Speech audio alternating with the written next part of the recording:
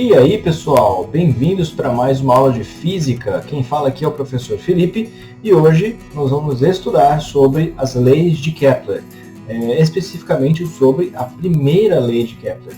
Eu vou dividir as aulas aí entre cada lei para que fique uma aula não tão longa, né? Mas a gente vai acabar estudando todas elas. Então a aula de hoje especificamente sobre a primeira lei de Kepler.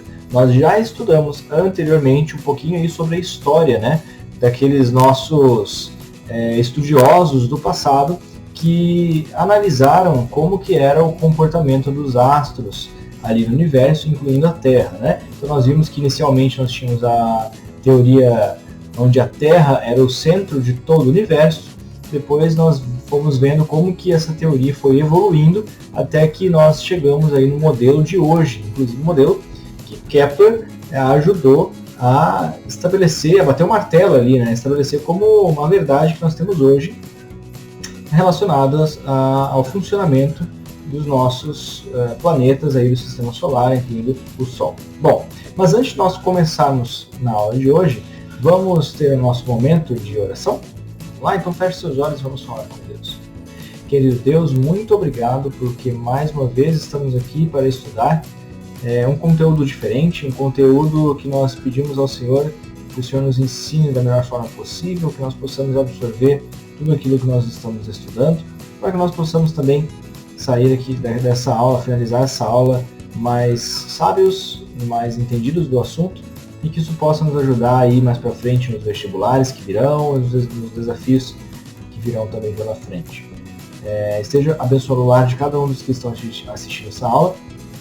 Agradecemos muito pela oportunidade de podermos continuar estudando, mesmo em meio a um cenário complicado, como nós estamos tendo este ano. Mas é isso que lhe pedimos e agradecemos. Se for a tua vontade, em teu santo nome. Amém. Tá certo, pessoal. Então, vamos lá. Primeira lei de Kepler. O que ela diz? Ela também é conhecida como a lei das órbitas, né? Então, a lei diz o seguinte: os planetas do Sistema Solar, repito, os planetas do Sistema Solar, o nosso Sistema Solar, descrevem órbitas elípticas ao redor do Sol, que ocupa um dos focos dessa elipse. Bom, vamos lá. Muita gente até hoje ainda pensava que os planetas giravam em trajetórias perfeitamente circulares ao redor do Sol, o que não é verdade, né? Então, pela lei de Kepler e pelos estudos, inclusive, que nós temos ainda de hoje em dia, nós podemos observar que os planetas do nosso Sistema Solar, eles giram em trajetórias elípticas ao redor do Sol, não são perfeitamente circulares. E necessariamente o Sol tem que estar em um dos focos dessa elipse. O que são os focos? Bom, é o seguinte. Vamos imaginar um círculo, né? Me perdoem por não ser um círculo perfeito, né? Estou desenhando à mão aqui, mas vocês vão conseguir entender. Então vamos imaginar um círculo e esse círculo tem um ponto central. A distância entre esse ponto central e a periferia, a borda desse círculo, né? É o que nós chamamos de raio, ok? Então o círculo ele tem apenas um único ponto central. Já a elipse é como se nós pegássemos esse círculo e dividíssemos o ponto central em dois e afastássemos um do outro.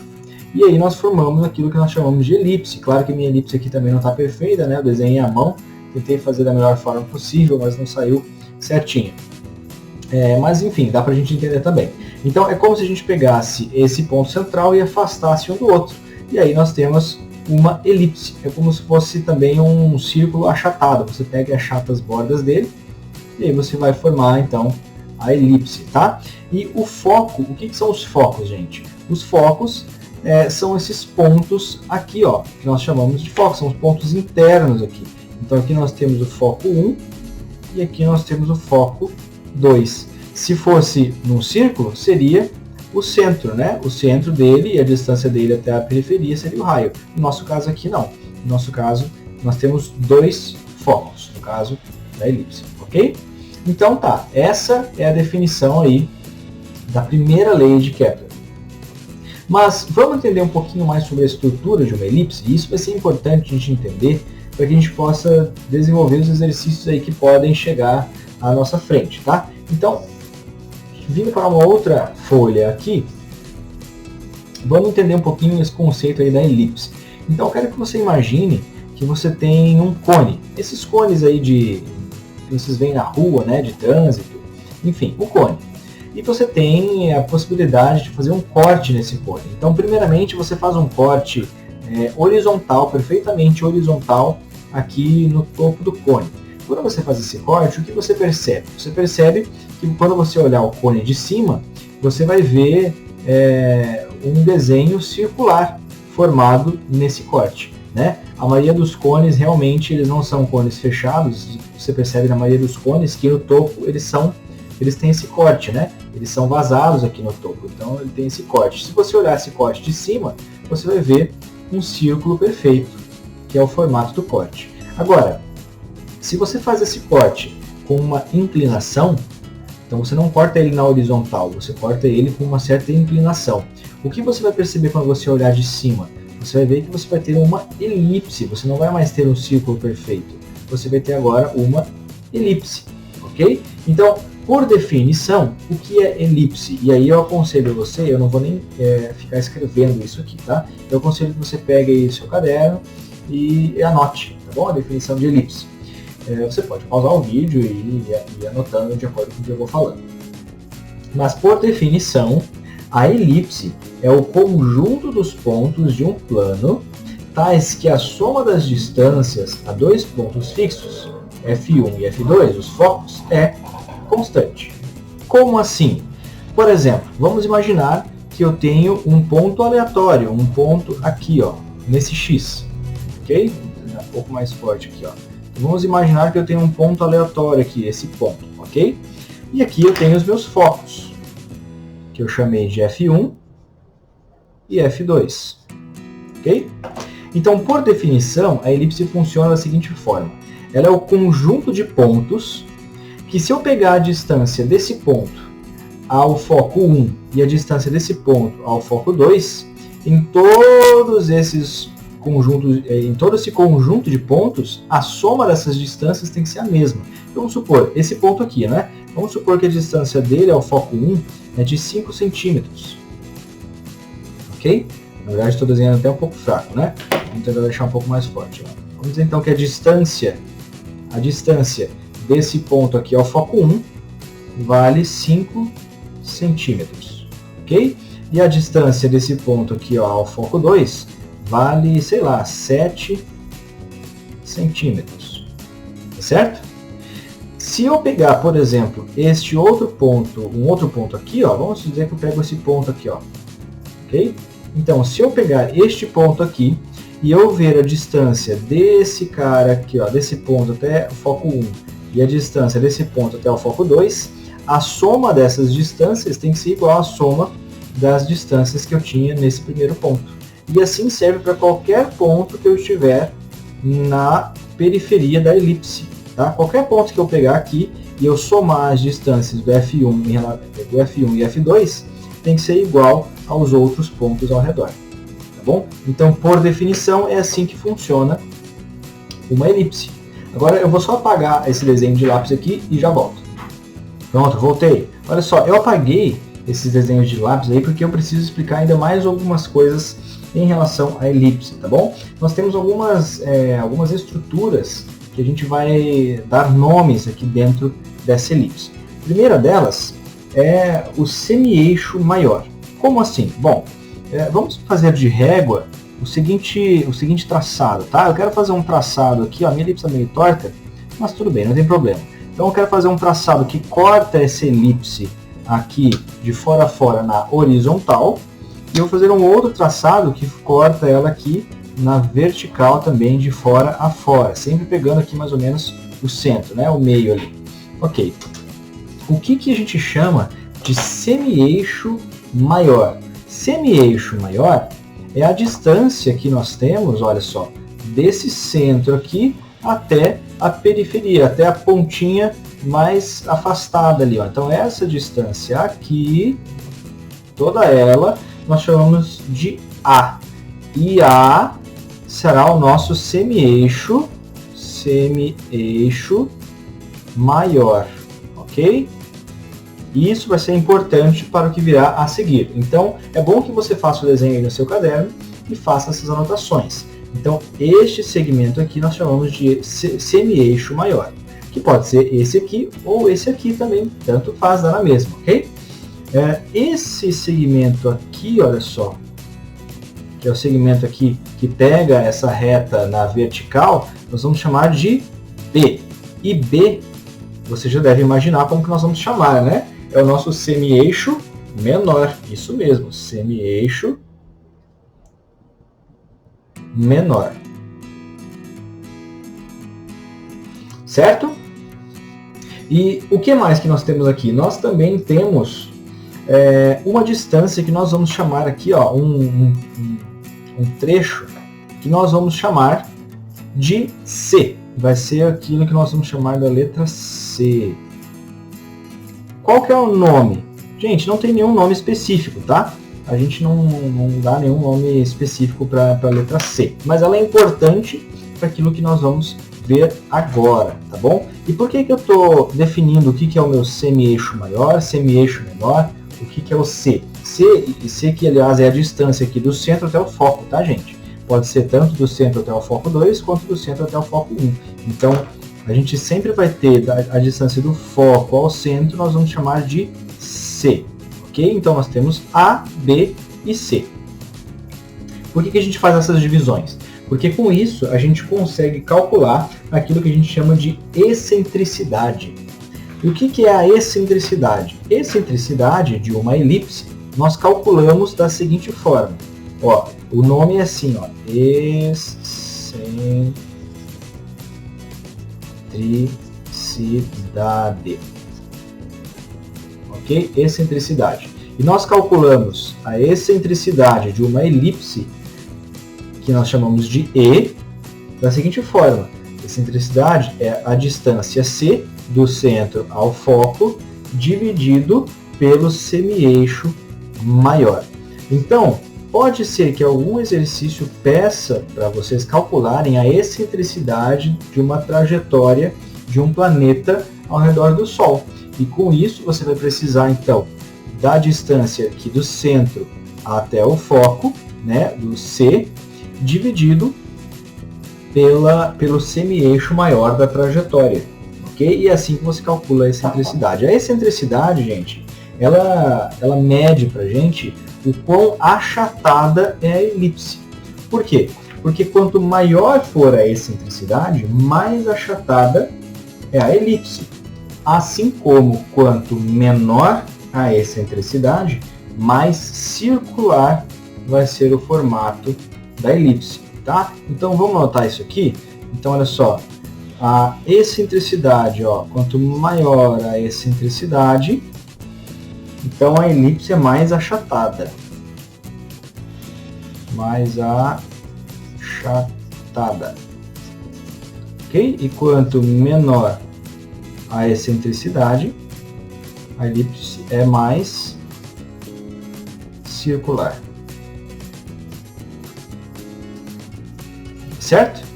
Bom, então aqui está o cálculo da excentricidade e aqui nós podemos entender então um pouquinho da estrutura de uma elipse, certo?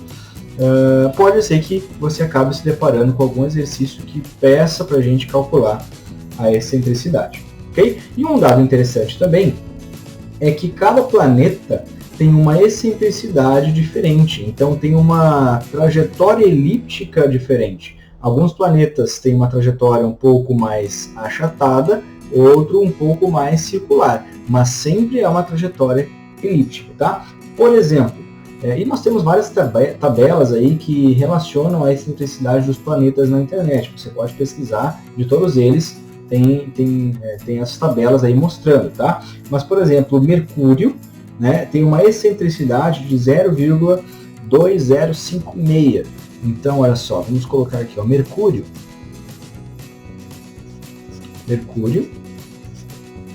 tem uma excentricidade de 0,2056, ok?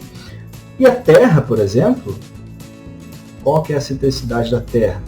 É de aproximadamente, ó, 0,0163.